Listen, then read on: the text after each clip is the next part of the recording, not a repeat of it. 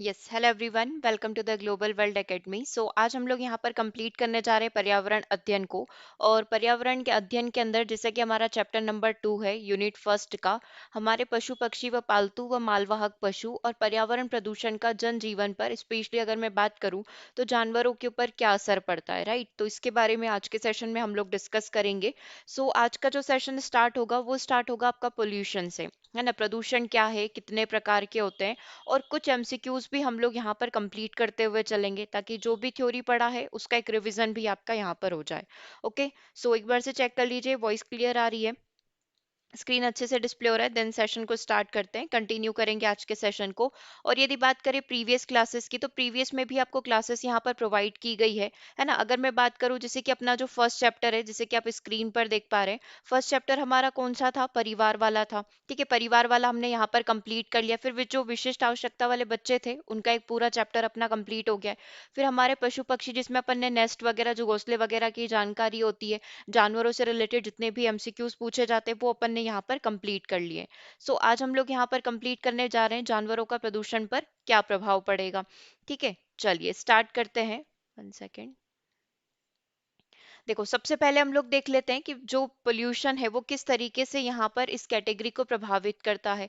औद्योगिकीकरण एक कारण हो सकता है। औद्योगिकीकरण, शहरीकरण, अवैध खनन, विभिन्न स्वचालित वाहन, कल कारखाने, परमाणु परीक्षण आदि के कारण आज पूरा पर्यावरण प्रदूषित हो गया। मतलब ये सारे एक मेन रीजन है जो बहुत बड़े लेवल पर पर्यावरण को क्या कर रहे हैं, प्रदूषित कर रहे हैं। और इनका इतना बुरा प्रभाव पड़ रहा है कि संपूर्ण विश्व एक तरीके से बीमार हो चुका है। पर्यावरण की सुरक्षा आज की सबसे बड़ी समस्या है, और इसको सुलझाना हम सबकी यहाँ पर रिस्पॉन्सिबिलिटीज है। हमें इसे प्रायोरिटी पर रखना चाहिए, हमें इसे प्राथमिकता यहाँ पर देनी चाहिए, तथा प्रदूषण पर्यावरण की सुरक्षा में यहाँ पर योगदान देना चाहिए। ठीक है, प्रदूषण को रोकते हुए पर्यावरण की सुरक्षा में हम लोग क्या देंगे, अपना योगदान देंगे।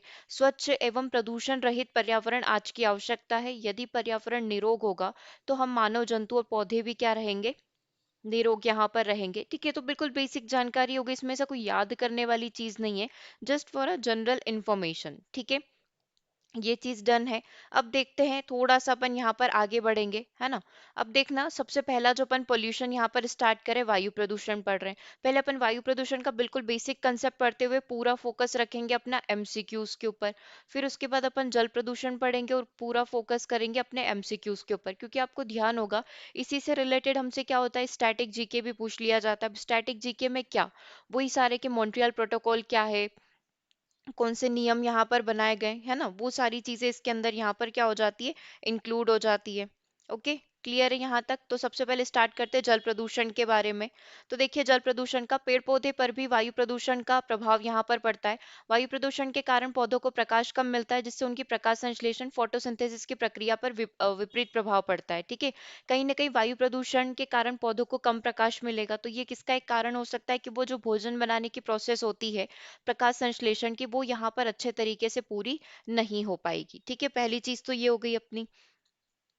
उसके बाद दूसरी चीज यहाँ पर देखिएगा, है ना, जो पौधे धूम कोहरे के क्षेत्र में पनपते हैं, जहाँ बहुत ज्यादा फॉग वगैरह रहता है, कोहरा वगैरह रहता है, तो उनका विकास कम हो जाता है, उनकी पत्तियां विकृत एवं सफेद होकर गिरने लग जाती है। इसी प्रकार सौंदर्यवर्धक फूल और लताएं भी वायु प्रदूषण के कारण प्रभावित होती है, और वो भी अच्छे से ग्रो नहीं कर पाती है।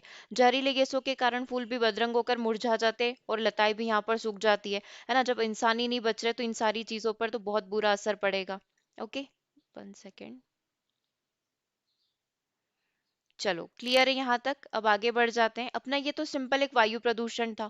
और क्या क्या कारण यहाँ पर हो सकते हैं वायु प्रदूषण के। वायु प्रदूषण के कारण पत्तियों में विद्यमान स्टोमेटा को धूम्रकण अवरुद्ध कर देते हैं। वही जो रोम छिद्र पाए जाते हैं पत्तियों के अंदर, स्टोमेटा, जो कि वाष्पोत्सर्जन की जो प्रोसेस होती है, ट्रांसपीरेशन की जो प्रोसेस होती है, उसको यहाँ पर कंप्लीट करते हैं, उसको ये रोक देते हैं। फलतः पौधे की जीवन संबंधी प्रक्रिया यहाँ पर रुक जाती है, पौधे हमारे क्षतिग्रस्त हो जाएंगे। और कुछ पौधे इस प्रकार के होते हैं जिन्हें प्रदूषक सूचक के रूप में भी जाना जाता है, इंडिकेटर प्लांट के रूप में भी यहाँ पर जाना जाता है, राइट। तो अगर ये वाली चीजें होगी तो इंडिकेटर प्लांट ही यहाँ पर नहीं बचेंगे। अगला देखना, लाइकेन और मांसल प्रजाति के पादप प्रदूषक जो होते हैं अत्यंत ही संवेदनशील यहाँ पर होते हैं। लाइकेन सल्फर डाइऑक्साइड की मात्रा बढ़ने से प्रभावित हो जाते हैं और इनकी वृद्धि कम हो जाती है। मतलब लाइकेन क्या करता है, जहाँ पर सल्फर का बहुत ज्यादा प्रदूषण है, वहां पर जो है ये सरवाइव ही नहीं करेगा। हम लोग ऐसा कह देते हैं कि वहां पर ये पनपते ही नहीं है। तो उस केस में क्या होगा कि अगर आपने ये पौधे लगाए, लाइकेन वगैरह लगाए, वो वहां पर नहीं चल रहे, तो समझ जाओ कि वो वायु काफी ज्यादा प्रदूषित है। मतलब वहां पर अगर पौधा ये लाइकेन सरवाइव नहीं कर पा रहा है, दैट मीन्स इंसान भी सरवाइव नहीं कर पाएंगे। ठीक है। ये वायु प्रदूषण के अच्छे सूचक होते हैं। अत्यधिक वायु प्रदूषित क्षेत्रों में हमें लाइकेन विलुप्त पाए जाते हैं, मतलब वहां पर लाइकेन नहीं पाई जाएगी। लाइकेन के समान कुछ बायोफाइट पौधे जैसे मांसल पौधे जो होते हैं, ये भी वायु प्रदूषण के अच्छे सूचक यहाँ पर माने जाते हैं। ये पौधे प्रदूषण के कणों को अधिक जल्दी और ज्यादा मात्रा में अवशोषित कर लेते हैं, परिणामतः वह एक अच्छे जीव सूचक का कार्य यहाँ पर करते हैं, है ना। तो ये मांसल पौधे क्या करते हैं, जो प्रदूषित वायु है उसको ही क्या कर लेते हैं, अवशोषित कर लेते हैं, कणों को अवशोषित कर लेते हैं। तो lichen it's indicator, lichen indicate करता है ना, क्योंकि ये उगेगा ही नहीं तो समझ जाओ कि यहाँ पर प्रदूषित वायु है। और मांसल पौधे जो होते हैं बायोफ्राइटा की कैटेगरी में आता है। ये क्या करता है, यहाँ पर जो कण होते हैं उसको अवशोषित कर लेता है, एब्जॉर्व कर लेता है। तो कहीं ना कहीं ये वायु प्रदूषण को कम करने में अपना योगदान दे रहा है। ठीक है, ये तो हो गई बेसिक सी बातें, से कई सारे पॉइंट्स है। तो हम लोग स्टार्ट करते हैं अब थोड़े से क्वेश्चन जो कि अपने कनेक्टेड होंगे वॉट अपने वायु प्रदूषण से, एयर पोल्यूशन से। ठीक है। तो सबसे पहला क्वेश्चन देखिएगा, एसिड रेन के प्रमुख प्रदूषक कौन सा है। एसिड रेन के लिए सबसे मेन पॉल्यूटेंट यहाँ पर रिस्पॉन्सिबल फैक्टर क्या हो जाएगा। देखो सबसे पहला क्या बोल रहा है, CO2 है, SO2 है, N2 और CH4 है। चार ऑप्शन हमारे सामने। ठीक है, तो करेक्ट आंसर क्या हो जाएगा, सल्फर डाइऑक्साइड SO2 यहाँ पर हो जाएगा। किसके लिए रिस्पॉन्सिबल है, एसिड रेन के लिए यहाँ पर रिस्पॉन्सिबल है।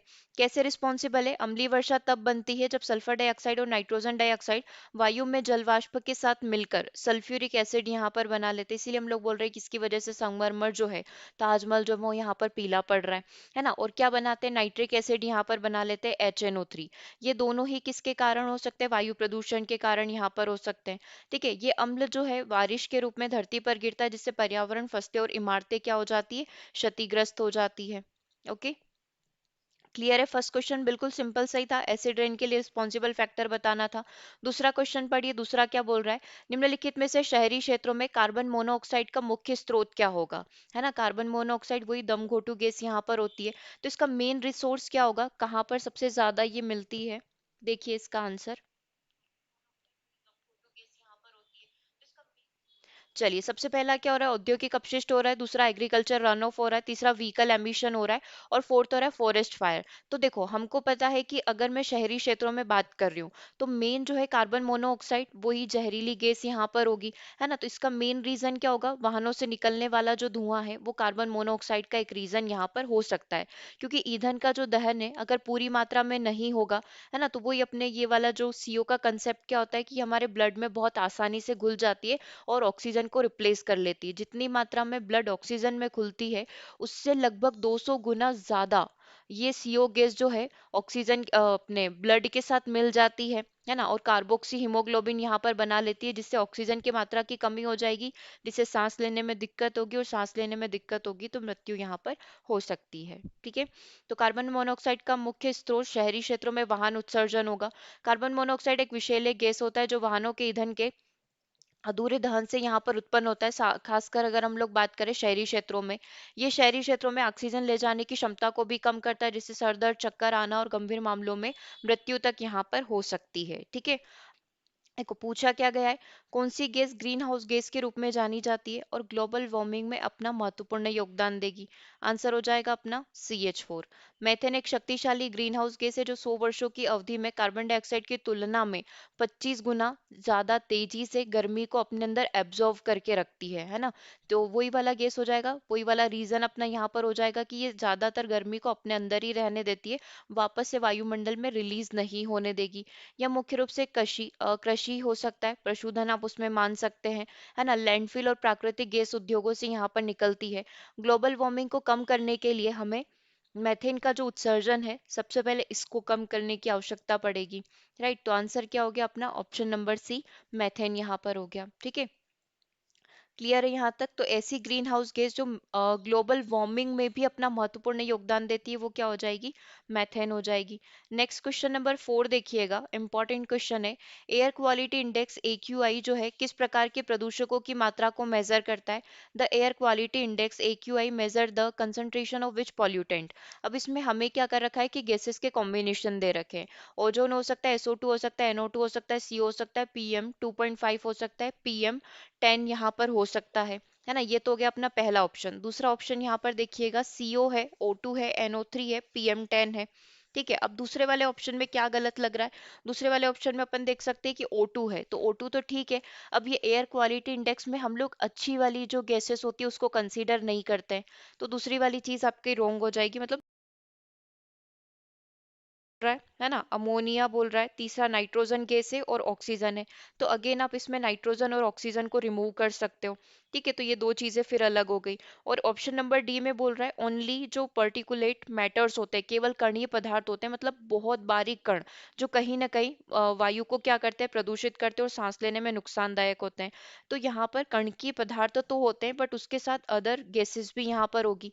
ठीक है, तो वापस से अगर हम ऑप्शंस पर चले तो बी अपना गलत हो गया है। ठीक है, सी गलत हो गया, डी गलत हो गया, तो केवल ऑप्शन नंबर 1 सही बच रहा है कि एक तो ओजोन रिस्पॉन्सिबल है, इसकी मात्रा को यहाँ पर मेजर किया जाएगा, SO2 की मात्रा को मेजर किया जाएगा, NO2 की मात्रा को, CO और PM जो कण यहाँ पर होंगे, कणीय पदार्थ होंगे, अगर उनकी रेंज 2.5 एंड 10 है तो उनको भी हम लोग एयर क्वालिटी इंडेक्स में कंसीडर करेंगे एज अ पोल्यूटेंट की कैटेगरी में। ठीक है, चलिए तो अब इसको थोड़ा सा और अपन डिटेल में पढ़ लेते हैं कि AQI इंडेक्स है क्या और ये काम कैसे करता है। तो देखिएगा, एयर क्वालिटी इंडेक्स वायु की गुणवत्ता के बारे में जानकारी प्रदान करता है। देखो इसका फुल फॉर्म पता है तो आप इजीली बता दोगे कि AQI क्या है, एयर क्वालिटी इंडेक्स है, करता क्या है, तो वायु प्रदूषण की जानकारी हमें प्रोवाइड करता है। ठीक है, उसमें अपन ने जो गैसेस सिलेक्ट करी थी, सबसे पहले नंबर पर हमने O3 को सिलेक्ट किया था। तो O3 ओजोन जमीनी स्तर पर हानिकारक होती है, श्वसन संबंधी समस्याओं को ये उत्पन्न करता है। दूसरा कौन सा हो गया? सल्फर डाइऑक्साइड हो गया, अम्लीय वर्षा और श्वसन रोगों का ये कारण बन जाएगा। तीसरा क्या हो जाएगा? नाइट्रोजन डाइऑक्साइड, धुंध जो यहाँ पर होता है, फोग कोहरा यहाँ पर होता है और एसिड रेन के लिए ये रिस्पॉन्सिबल होता है ना? नाइट्रोजन के ही फैक्टर्स यहाँ पर रिस्पॉन्सिबल होते हैं। कार्बन मोनोऑक्साइड विषैला होता है और शरीर में ऑक्सीजन की आपूर्ति को कम करता है। ईंधन के अधूरे दहन से ये यहाँ पर उत्पन्न होगा, है ना? ईंधन अगर पूरे तरीके से नहीं जल रहा है, जैसे लकड़ियां, कोयला हो गया, तो पूरे तरीके से बर्न नहीं हो रहा है, उसमें नमी है ना, सूखी नहीं गीली लकड़ियां जलाई जा रही है, तो उन सब से CO यहाँ पर उत्पन्न हो जाएगी। फिर आ जाते हैं कणीय पदार्थ, है ना, पर्टिकुलेट मैटर यहाँ पर आ जाते हैं। तो बहुत छोटे कण होते हैं जो फेफड़ों में गहराई तक प्रवेश करके गंभीर समस्या को यहाँ पर उत्पन्न कर सकते हैं। तो ये कौन हो गए? अपने कणीय पदार्थ हो गए। ठीक है, तो ये सारे रीजन किसके लिए हो गए? हमारे प्रदूषण के लिए, अगर इनको मेजर किया जाता है AQI, एयर क्वालिटी इंडेक्स के अंदर। चलिए नेक्स्ट क्वेश्चन देखते हैं। अगला क्वेश्चन, ये तो बिल्कुल बेसिक लेवल के थे, अब थोड़े से एडवांस लेवल के अपन यहाँ पर कंप्लीट करेंगे। कौन सा अंतर्राष्ट्रीय प्रोटोकॉल ओजोन परत के क्षरण के लिए जिम्मेदार वायु प्रदूषकों को नियंत्रित करने का प्रयास करता है?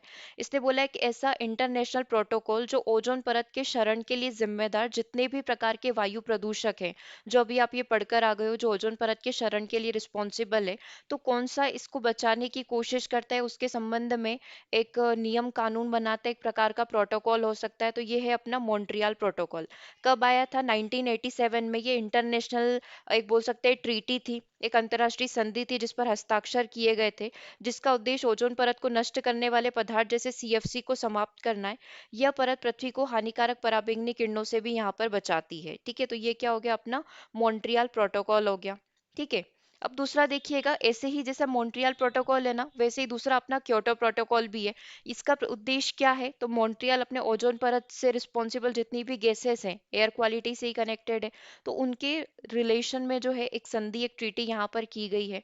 क्योटो प्रोटोकॉल कार्बन उत्सर्जन को नियंत्रित करना, जल प्रदूषण को कम करना, जैव विविधता को बढ़ाना या वनों की कटाई की निगरानी करना। तो बेसिकली जो क्योटो प्रोटोकॉल है वो कार्बन उत्सर्जन को नियंत्रित करने का यहाँ पर कार्य करता है। ठीक है, कंट्रोलिंग कार्बन एमिशन, कार्बन उत्सर्जन से ही रिलेटेड रहेगा। ये जो संधि करी गई थी, ये जो ट्रीटी साइन हुई थी, ये 1997 में हुई थी। इसका उद्देश्य ग्रीन हाउस गैसेस, विशेष रूप से CO2 के उत्सर्जन को कम करना है, ताकि जलवायु परिवर्तन से यहाँ पर निपटा जा सके। यह औद्योगिक देशों को कानूनी रूप से उत्सर्जन लक्ष्य पूरा करने के लिए बाध्य करता है। यस, क्वेश्चन नंबर 3 को देखिएगा। क्वेश्चन नंबर 3 यहाँ पर क्या बोल रहा है ना, पूछा क्या गया है कि फोटोकेमिकल स्मोग के साथ सबसे अच्छे तरीके से यहाँ पर संबंधित कौन सा प्रदूषक हो सकता है। सबसे पहले नाइट्रोजन डाइऑक्साइड हो जाएगा, सल्फर डाइऑक्साइड हो जाएगा, ओजोन हो जाएगा, या फिर कार्बन मोनोऑक्साइड हो जाएगा। ठीक है, कौन फोटोकेमिकल स्मोक के साथ बहुत अच्छे तरीके से जुड़ा हुआ है, तो करेक्ट आंसर हो जाएगा आपका ओजोन, है ना, O3, दैट इज O3। अब ये बेसिकली है क्या, और ये फोटोकेमिकल स्मोक जो पोल्यूशन होता है, क्योंकि ये भी अपना एयर पोल्यूशन की कैटेगरी में ही आता है, तो इसके पीछे के रिस्पॉन्सिबल फैक्टर्स यहाँ पर क्या हो सकते हैं, तो एक बार इसके बारे में अपन देख लेते हैं। बेसिकली फोटोकेमिकल जो स्मोक है ना, ये कब यहाँ पर क्रिएट होता है, जब यहाँ पर नाइट्रोजन के कोई भी ऑक्साइड्स हो गए, जस्ट लाइक वो डाई ऑक्साइड हो गया, ट्राई ऑक्साइड हो गया, इनमें से कोई भी, और यहाँ पर जो वाष्पशील वेपर्स होती है ना, वाष्पशील अगर वेपर की मैं बात करूं यहाँ पर, तो इससे मिलते जुलते कोई भी यौगिक यदि यहाँ पर हुए, जब ये सनलाइट की उपस्थिति में आते हैं, जब ये सूर्य के प्रकाश की उपस्थिति में आते हैं, तो ये क्या कर देते हैं, ओजोन का निर्माण कर देते हैं, है ना। यह ओजोन श्वसन संबंधी समस्याओं को उत्पन्न कर सकता है, जिसमें आप अस्थमा भी एक एग्जाम्पल के तौर पर ले सकते हो। ठीक है, तो करेक्ट आंसर क्या हो जाएगा अपना, ऑप्शन नंबर सी, ओजोन यहाँ पर हो जाएगा। कि कौन रिस्पॉन्सिबल है, ओजोन यहाँ पर रिस्पॉन्सिबल है। नेक्स्ट क्वेश्चन नंबर 4 को देखिएगा। What are PM2.5 particles. PM2.5 कण क्या होते हैं और ये खतरनाक क्यों होते हैं, क्योंकि ये बड़े धूल के कण हैं। ये ultra fine particle smaller than 2.5 micron हो सकते हैं। ये कार्बन डाइऑक्साइड के बुलबुले हो सकते हैं, या फिर ये किसी भी प्रकार की हैवी मेटल्स यहाँ पर हो सकती है। तो बेसिकली PM2.5 कण जो होते हैं, ultra fine particles smaller than 2.5 micron यहाँ पर। ठीक है, अब ये कैसे काम करते हैं इसके बारे में आप थोड़ा सा देखना, क्योंकि ये बहुत ही ज्यादा छोटे होते हैं, इतने छोटे होते हैं कि जब भी हम लोग सांस ले रहे होते हैं, तो ये क्या कर सकते हैं, हमारे लंग्स में, हमारे फेफड़ों में प्रवेश कर सकते हैं। ठीक है, रक्त फेफड़ों में प्रवेश करके ये हमारे ब्लड के साथ बहुत आसानी से यहाँ पर घुल जाएंगे, है ना, जिससे हृदय और श्वसन संबंधी समस्याएं यहाँ पर उत्पन्न हो सकती है ना। लंबे समय तक इनका फेफड़ों के संपर्क में रहना कैंसर का कारण यहाँ पर बन सकता है, और समय से पहले मृत्यु का कारण यहाँ पर हो सकता है। ठीक है, क्लियर है question number 5। Next question number इसको देखिएगा, भारत का कौन सा, क्वेश्चन नंबर 5 को देखना है, भारत का कौन सा शहर अधिकतर सबसे अधिक वायु प्रदूषण के स्तर पर रहेगा। ठीक है, अब सबसे ज्यादा अगर हमसे एयर पोल्यूशन की बात कर रहे हैं, तो सबसे ज्यादा एयर पोल्यूशन कहाँ पर होगा, दिल्ली के अंदर होगा, है ना। दिल्ली में सर्दियों के महीने के दौरान अत्यधिक वायु प्रदूषण यहाँ पर होता है। इसका मुख्य कारण वाहनों से निकलने वाला धुआं। ठीक है, निर्माण स्थल, कंस्ट्रक्शन वगैरह का भी उधर है ही सही। ठीक है, तो निर्माण स्थल की धूल, आसपास के राज्यों में पराली जलाने, जो यहाँ पर फसल वगैरह कटने के बाद जो बचा हुआ वो होते हैं, उनको जलाया जाता है, खेत को क्लीन किया जाता है ना। तो पराली जलाने और धीमी हवा की गति का संयोजन है। दिल्ली का AQI अक्सर खतरनाक स्तर से ऊपर चला जाता है, जो कि गंभीर स्वास्थ्य संबंधी समस्या को यहाँ पर उत्पन्न कर देता है। ठीक है, क्लियर है यहाँ तक, ये आपका कंसेप्ट क्लियर हो गया। अगला क्वेश्चन नंबर 6 देखिएगा, पावर प्लांट में सल्फर डाइऑक्साइड उत्सर्जन को कम करने के लिए कौन सी प्रदूषण नियंत्रण तकनीक का उपयोग करना चाहिए। पावर प्लांट में बात करें, सल्फर डाइऑक्साइड का उत्सर्जन हमको यहाँ पर कम करना है, तो हम लोग पावर प्लांट में ऐसा क्या कर सकते हैं, है ना। हम लोग कैटेलिक कन्वर्टर का, उत्प्रेरक कन्वर्टर का प्रयोग करें, विद्युत स्थैतिक अवक्षेपक का प्रयोग करें, फ्लू गैस डिसल्फराइजेशन का प्रयोग करें, या फिर हम लोग स्क्रबर ले सकते हैं। तो देखो, एक तरीका आप अपना सकते हो, फ्लू गैस का, FGD का तरीका, डिसल्फराइजेशन करना, इस तरीके को आप अपना सकते हैं, दैट इज FGD। जैसा नाम है वैसा ही इसका काम है ना। ये एक प्रकार की तकनीक होती है जिसका उपयोग पावर प्लांट में निकास गैस से सल्फर डाइऑक्साइड को हटाने के लिए किया जाता है। जैसे कि यहाँ पर वायुमंडल में जो इनके पाइप छोड़ दिए जाते हैं, ताकि धुआं क्या किया जा सके, वायुमंडल के अंदर रिलीज किया जा सके। जैसे बड़े बड़े पावर प्लांट वगैरह आप देखते हैं, तो आपको दूर से ही दिख जाते हैं, है ना, एक धुआं रूपी बादल आपको दिखाई देगा कि यहाँ पर इतना काला काला धुआं क्यों हो रहा है। तो डेफिनेटली वहां पर कोई ना कोई इंडस्ट्री, कोई ना कोई पावर प्लांट होगा। तो पावर प्लांट पर जहाँ पर वायुमंडल में इन गैसेस को रिलीज किया जाता है, तो वहां पर हम लोग इस टेक्निक का, फ्लूगेट डिसल्फराइजेशन, मतलब सल्फर के इफेक्ट को कम करना, मतलब SO2 को वहीं पर रिमूव कर देना। इसमें चूना पत्थर और पानी के मिश्रण का उपयोग करके SO2 को अवशोषित कर लिया जाता है, ताकि वो वायुमंडल में ना पहुंचे। तो हम लोग FGD तरीके को यहाँ पर अपना सकते हैं। ठीक है, अब आ जाता है अपना वाटर पॉल्यूशन। तो जल प्रदूषण के कारण भारत की अधिकांश नदियां अत्यधिक प्रदूषित हो चुकी है। नदियों में कारखानों के द्वारा छोड़े गए प्रदूषित जल से पानी विषाक्त हो जाता है और बड़े पैमाने पर जलीय जीव जंतु जैसे मछलियां, कछुए आदि जंतु मृत्यु को प्राप्त हो जाते हैं। ठीक है, वाटर पोल्यूशन एक बड़ा रीजन है ही सही, है ना। जैसे जैव आवर्धन होता है तो यहाँ पर भी वही बायोमैग्निफिकेशन वाली प्रोसेस होती है। महासागरों और समुद्रों में तेली पदार्थों हाइड्रोकार्बन के सागरीय सतह पर फैल जाने पर, अब ये कैसे फैलता है, जैसे हम लोग ट्रांसपोर्टेशन करते हैं तो वो समुद्र के थ्रू भी करते हैं, तो कई बार क्या होते हैं, पूरी की पूरी शिप होती है, पूरे के पूरे उसमें जो ऑयल वगैरह के कंटेनर्स होते हैं, है ना, तो वो सारे क्या होते हैं, पलट जाते हैं। तो उस केस में क्या होता है कि पानी में रहने वाले जीव जो है ना, उस पूरे पानी के ऊपर इस ऑयल की लेयर जम जाएगी, क्योंकि ये दोनों आपस में मर्ज नहीं होंगे। तो नीचे वाले रहने वाले जीवों को सांस लेने के लिए पर्याप्त मात्रा में ऑक्सीजन नहीं मिल पाती, जिसके कारण उनकी मृत्यु हो जाती है। प्रदूषित जल जलीय जीवों की प्रजनन शक्ति को भी प्रभावित करता है। भारी धातुओं जैसे पारा, सीसा, तांबा, जस्ता, कैडमियम, क्रोमियम आदि द्वारा प्रभावित मछलियों को खाने से मनुष्य के मस्तिष्क एवं स्नायु तंत्र जो होता है, तंत्रिका तंत्र, उसको भी यहाँ पर नुकसान पहुंचता है। घरेलू वाहित मल आदि से फास्फेट व नाइट्रेट की मात्रा जल में अधिक हो जाती है, जिसके कारण जल में नीले हरे शैवाल की संख्या बढ़ जाती है, मतलब उनका बायोमैग्निफिकेशन यहाँ पर हो जाता है, और जिसकी वजह से ऑक्सीजन की मात्रा पानी में कम हो जाएगी, मतलब बीओडी लेवल इंक्रीज हो जाएगा, है ना, जिसके कारण जलीय जंतु यहाँ पर मर जाते हैं। ठीक है, तो ये तो हो गया अपना जल प्रदूषण। अब इसके क्या क्वेश्चन आपसे पूछ सकता है, वो अपन एक बार डिस्कस कर लेते हैं। तो कौन सा प्रदूषण जल निकायों में यूट्रोफिकेशन का कारण बनता है। जैसे अगर मैं धरती पर अगर प्रदूषण एक लेवल से दूसरे लेवल पर जा रहा है तो अपन उसको क्या कहेंगे, बायोमैग्निफिकेशन कहेंगे। लेकिन यही चीज अगर पानी के अंदर हो रही है तो पानी के अंदर उसको यूट्रोफिकेशन के नाम से जाना जाएगा। दोनों का मतलब जैव आवर्धन ही होता है, लेकिन इंग्लिश में दोनों के लिए अलग अलग वर्ड प्रयोग किया गया है। पानी के लिए आप यूट्रोफिकेशन बोलेंगे, और धरती पर अगर कोई जीव के साथ ऐसी चीज हो रही है तो आप उसको बायो मैग्निफिकेशन बोलेंगे। तो कौन सा प्रदूषक जल निकायों में यूट्रोफिकेशन नाम घटना के लिए जिम्मेदार है। तो भारी धातु होना, नाइट्रेट और फास्फेट जैसे पोषक तत्व होना, प्लास्टिक कचरा या फिर तेल रिसाव। करेक्ट आंसर क्या हो जाएगा, नाइट्रेट और फास्फेट जैसे पोषक तत्व होते हैं जो यहाँ पर किसके लिए रिस्पॉन्सिबल होते हैं, यूट्रोफिकेशन के लिए। क्योंकि देखो, कृषि वगैरह का सीवेज वगैरह के पाइप से नाइट्रेट और फास्फेट जैसे तत्व कहाँ पर मिल जाएंगे, पानी में मिल जाएंगे। अब यही सारी चीजें वापस से फिश के अंदर या शैवाल वगैरह के अंदर चली गई है, जिस भी तरीके से पानी के अंदर वो पहुंची है ना, तो वो एक लेवल से जैसे जैसे आगे बढ़ती जाएगी वो क्या करेगी, अगले लेवल को नुकसान पहुंचाएगी, है ना। जस्ट लाइक कि ये वाली चीज वापस से फिश वगैरह या इनके अंदर पहुंचती है और उसका अगर मनुष्य सेवन करता है तो उसके अंदर पोल्यूशन का लेवल जो होगा, इन तत्वों का जो लेवल होगा वो बहुत बढ़ जाएगा। और जैसे यहाँ पर बताया गया कि इसकी वजह से शैवाल बहुत ज्यादा बढ़ जाते हैं, जिससे पानी में ऑक्सीजन की मात्रा कम हो जाती है और जलीय जीवन यहाँ पर पूरे तरीके से अफेक्ट हो जाता है। ठीक है, तो ये पहला क्वेश्चन हो गया। नेक्स्ट क्वेश्चन देखिएगा, मल से दूषित पीने के पानी से कौन सा रोग यहाँ पर हो सकता है। Which disease is commonly associated with drinking water containment with facial matter. ठीक है, तो मल से दूषित पानी पीने से कौन सा यहाँ पर चीज हो सकती है, तपेदिक हैजा, डेंगू या मलेरिया। तो देखो, इसमें एक चीज है जो गंदा पानी पीने से हो सकती है, वो है अपना कॉलेरा हैजा हो जाना, जो विब्रियो कॉलोरी बैक्टीरिया के कारण यहाँ पर होता है। जब मानव अपशिष्ट से दूषित पानी से फैलता है, मानव में कैसे फैलेगा, अपशिष्ट से।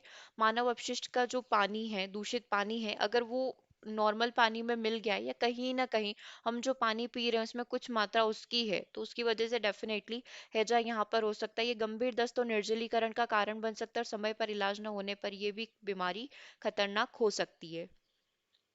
ठीक है, चलिए नेक्स्ट क्वेश्चन नंबर 3 के पास चलते हैं। क्वेश्चन नंबर 3 को देखिएगा, पानी में प्रदूषण होने पर कौन सी धातु मीनामाता रोग का कारण बनती है। मतलब पानी में कौन सी धातु की मिलावट होगी जिसकी वजह से मीनामाता डिसीज यहाँ पर हो सकती है। तो सबसे पहले सीसा हो सकता है, पारा, कैडमियम या फिर आर्सेनिक। तो पारा इज द करेक्ट आंसर, है ना। मिथाइल मरकरी विषाक्तता के कारण होता है, तो इस नाम में ही लिखा हुआ है ना, मिथाइल मरकरी मतलब मरकरी के कारण यहाँ पर होगा।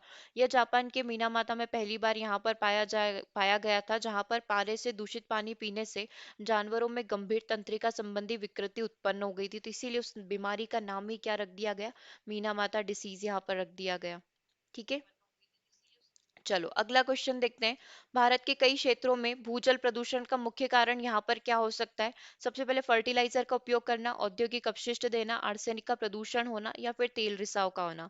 तो भारत के कई क्षेत्रों में जमीनी स्तर पर, मतलब वही पानी का प्रदूषण, ग्राउंड वाटर जो है, अंदर का जो पानी है वो प्रदूषित हो रहा है। वो किसके कारण हो रहा है, आर्सेनिक प्रदूषण के कारण पश्चिम बंगाल, बिहार और उत्तर प्रदेश के कई हिस्सों में भूजल में आर्सेनिक प्रदूषण भू वैज्ञानिक प्रक्रियाओं का कारण यहाँ पर बना है।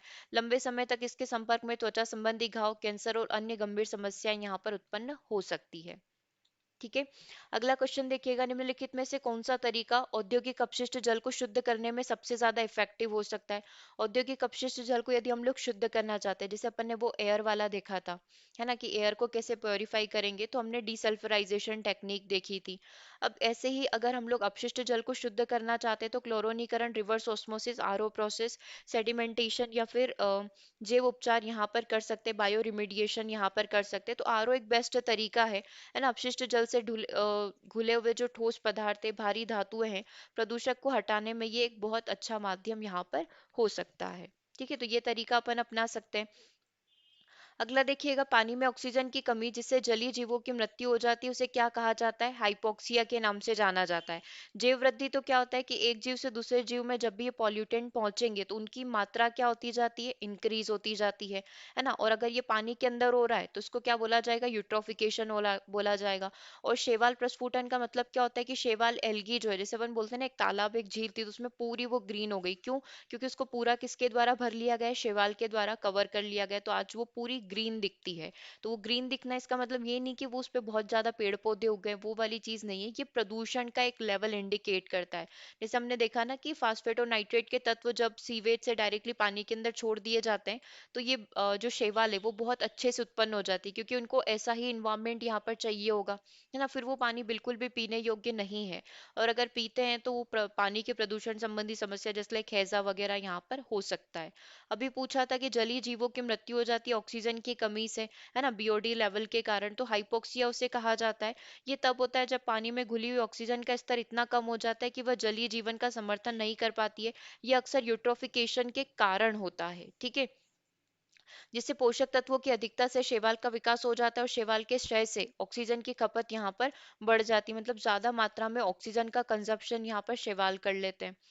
अगला क्वेश्चन देखिएगा, what is the safe drinking water act? एक कानून यहाँ पर है जिसका नाम है safe drinking water act, that is SDWA। ये करता क्या है? जल प्रदूषण को नियंत्रित करने की वैश्विक संधि है। जल गुणवत्ता मानकों को सुनिश्चित करने वाला एक भारतीय कानून है। सुरक्षित पेयजल सुनिश्चित करने वाला एक प्रकार का अमेरिकी कानून है, और पानी तक पहुंच पर संयुक्त राष्ट्र का प्रस्ताव है। तो क्या आंसर यहाँ पर होना चाहिए? तो ये हमारा नहीं, यूएसए का एक एक्ट है। तो US law ensuring safe drinking water, सुरक्षित पेयजल सुनिश्चित करने वाला एक प्रकार का अमेरिकी कानून है। बेसिकली ये बोलता क्या है? तो ये SDW एक्ट एक अमेरिकी कानून है जो सार्वजनिक जल प्रणालियों में प्रदूषकों को नियंत्रित करके पीने के पानी की गुणवत्ता को सुनिश्चित करता है। यह जल जनित रोगों को रोकने और सुरक्षित पेयजल की उपलब्धता सुनिश्चित करने में भी यहाँ पर मदद करेगा। ठीक है, तो ये हो गया अपना SDWA एक्ट। ठीक है, तो दो प्रकार के पोल्यूशन आज अपने कंप्लीट हो गए। वाटर पोल्यूशन कंप्लीट हो गया है, ठीक है, और साथ ही अपना ये वाला पोल्यूशन जो था एयर वाला, दो पोल्यूशन कंप्लीट हो गए। बचे हुए जो तीन पोल्यूशन और है वो आपके इसी तरीके से MCQ फॉर्म में हम लोग कंप्लीट कर लेंगे। ओके, सो सेशन कैसा लगा कमेंट करके ज़रूर से बताइएगा। मिलेंगे हम लोग अपने नेक्स्ट सेशन में। Thanks for watching.